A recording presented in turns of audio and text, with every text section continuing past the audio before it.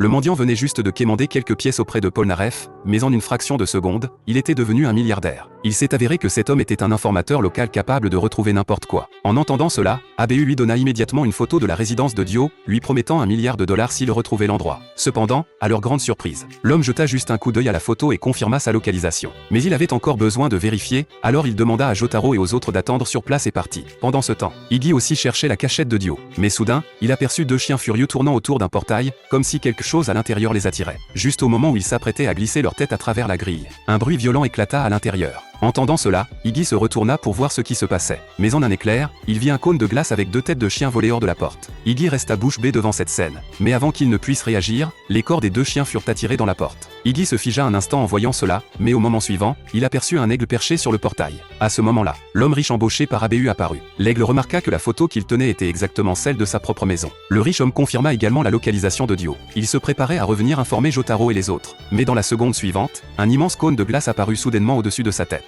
Avant qu'il n'ait le temps de réagir, le cône le transperça instantanément. En voyant cela, Iggy comprit que le stand de l'aigle était le cône de glace, et que sa cible de chasse était toute créature tentant de pénétrer dans la maison. Cependant, au même moment, l'aigle se posa soudainement à côté de lui et le fixa du regard. Iggy, terrifié, ne voulait pas perdre la vie ainsi. Il eut alors une idée. Il décida de faire le débilou pour éviter l'attaque de l'aigle et lui faire croire qu'il n'était qu'un petit chien ordinaire. Finalement, après une performance convaincante de sa part, l'aigle se laissa berner et s'envola, laissant Iggy en vie.